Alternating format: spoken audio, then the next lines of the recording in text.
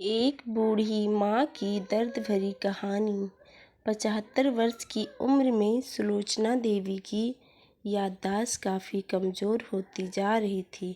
उन्हें रोज़मर्रा की चीज़ें याद न रहती, लेकिन जो उन्हें हमेशा याद रहता था, उनका बेटा। दिन हो या रात, एक पल भी ऐसा ना होता जब उन्हें अपने बेटे की याद ना आती। दिन हो या रात, एक पल भी ऐसा ना होता जब उन्हें अपने बेटे की याद ना आती। दूसरी तरफ बेटा था, जो साल भर में एक आध बार अपने माँ को फ़ोन कर लिया करता था और 1-2 मिनट से ज़्यादा बातें भी ना किया करता। फिर भी यह बूढ़ी माँ एकटकी लगाए अपने बेटे का इंतज़ार करती रहती। एक दिन बेटे का विदेश से फ़ोन आया। हेलो हेलो, सुन रही हो ना माँ? अनिल बोल रहा हूँ, तुम्हारा बेटा। कैसी हो माँ? माँ ने कहा। मैं ठीक हूँ बेटा, तुम कैसे हो? बहू और पोता कैसा है? माँ ने पूछा। सब अच्छे हैं माँ, मैं अगले हफ्ते गांव आ रहा हूँ माँ तुम्हें लेने। अब हम साथ में लंदन में रहेंगे। माँ तुम्हारी बहू कह रही थी माँ को यहाँ पर लेकर आओ, बेचारी अकेली वहाँ परेशान होती होंगी। बेटे ने ऐसा माँ से कहा। माँ की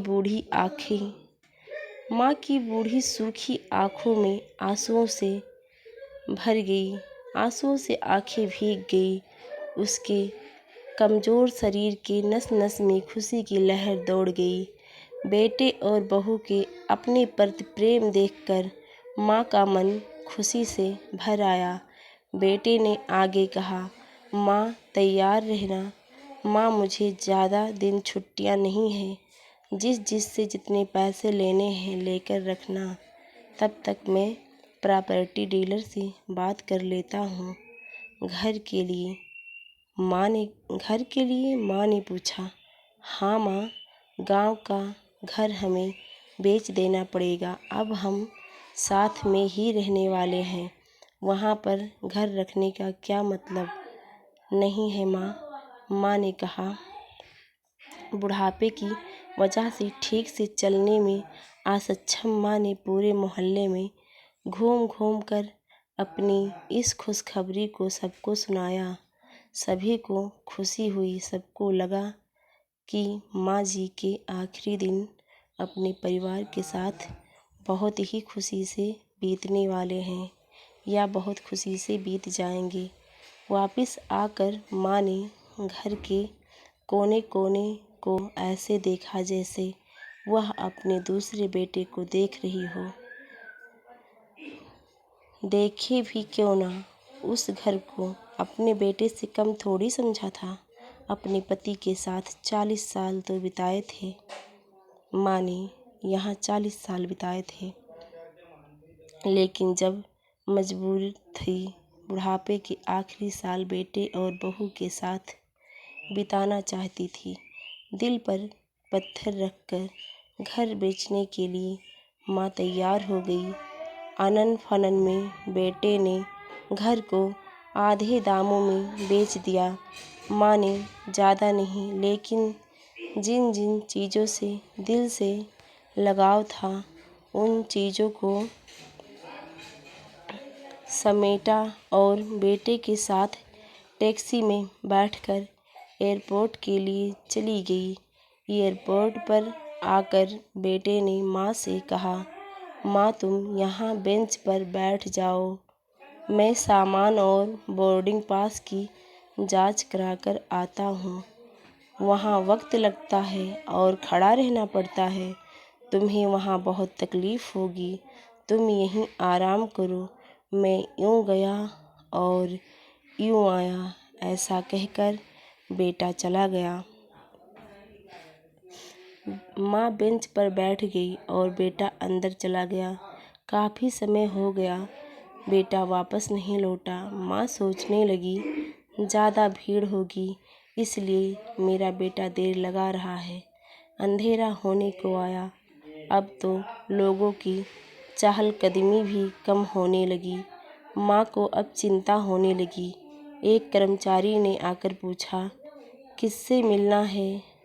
माँ ने डरती हुई आवाज़ में कहा, मेरा नाम सुलोचना देवी है और मेरा बेटा अंदर सामान की जांच कराने गया है। हम लोग लंदन जा रहे हैं। क्या नाम है माँ जी आपके बेटे का? कर्मचारी ने पूछा। अनिल नाम है मेरे बेटे का, सुलोचना देवी ने बताया। कर्मचारी अंदर गया और थोड़ी देर बाद बाहर लौटा। उसने सुलोचना देवी से कहा, माँ जी लंदन जाने वाली फ़्लाइट तो दोपहर में ही जा चुकी है। आपका बेटा भी उस फ़्लाइट में बैठकर लंदन जा चुका है। अब आपको यहाँ रहने का कोई मतलब नहीं, घर वापस लौट जाओ। घर लौट जाओ? माँ की आंखों से आंसुओं के सैलाब उठने लगे। जैसे तैसे माँ घर पहुँची तो अब उसका था ही नहीं। घर तो बिक चुका था। वह वहीं बरामदे में तुलसी के पास सो गई। घर के नए मालिक को उस पर दया आई और एक कमरा किराए पर उसको दे दिया।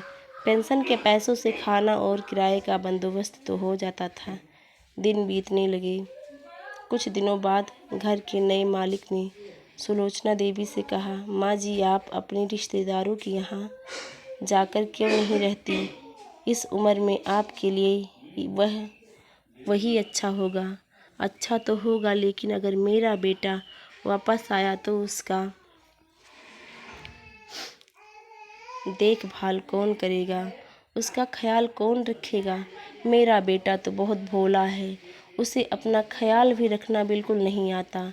मैं कहीं नहीं जाऊंगी, ऐसा माँ ने कहा। क्या पता कब उसे मेरी ज़रूरत पड़ जाए, माँ ने कहा। दोस्तों, सच बता रहा हूँ, माँ की ऐसी बातें सुनकर मेरी आंखों में आंसू आ गए। किसी ने सच ही कहा है, पूत कपूत हो सकता है, लेकिन माता कभी कुमाता नहीं हो सकती। तो दोस्तों, हाथ जोड़कर आप सबसे विनती है कि अपने माता पिता का जितना हो सके सेवा करना चाहिए। कभी उनके साथ बुरा व्यवहार मत करिए। अगर आपको वीडियो अच्छी लगी हो तो एक लाइक ज़रूर करिए। जय श्री राम।